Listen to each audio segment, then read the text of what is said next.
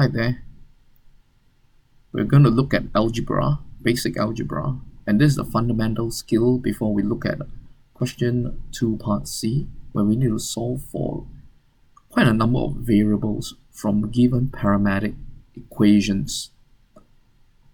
And this is based on the fundamental skills of simultaneous equation. So let's just do a quick review of a basic algebra for warm-up.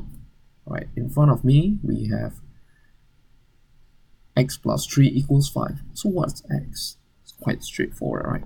X plus 3 equals 5. So what happens is that x equals to 5 minus 3, which is 2. Quite easily done. And how about the next one? Y plus 2. As you can imagine, y equals to 10 minus 2, which is then equals to 8. Alright. So let's look at this simultaneous equation comprising two unknowns. And you would have probably seen the two videos where we have two methods. First method, elimination of one of the variables, and the second method is substitution, where we substitute out one of the variables, so leaving only one variable left for a simultaneous equations having two unknowns. So let's look at this. So I'll choose to use the elimination method for simplicity's sake. So I'll name them equation 1 and equation 2. So what happens is that I'm going to use equation 2 minus equation 1, and this gives me x. Y is being eliminated, and 7 minus 5 is 2. And this is equation 3, after which we'll substitute 3 into 1. And this gives me 2 plus y equals 5, and y is equals to 3. So therefore, in this case, we have x equals to 2 and y equals to 3. This is my answer.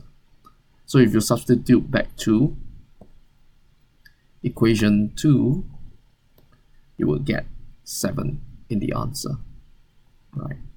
So right now, there's this question with 3 unknowns. This is the tricky bit. In the two videos which I attached, there isn't any examples on 3 or more unknowns. And we're going to solve for 5 unknowns later. So let's look at the fundamental skills. We are still looking at elimination and substitution. So I'm going to name the 3 equations as 1, 2, and 3. So to solve for 3 unknowns, I must have 3 equations minimally. If I have only 2 equations, I will not be able to solve. If I have 4, then definitely I can solve. But minimally, 3 unknowns, 3 equations. 4 unknowns, 4 equations. 5 unknowns, 5 equations. So on, so forth. Alright, so let's look at these 3 equations, and we'll try to look for patterns whereby I can eliminate or substitute out a certain variable.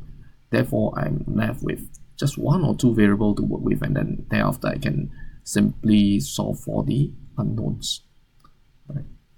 So let's look at the pattern here. So if you look at it, I can use equation 2 minus equation 1. And what do I have?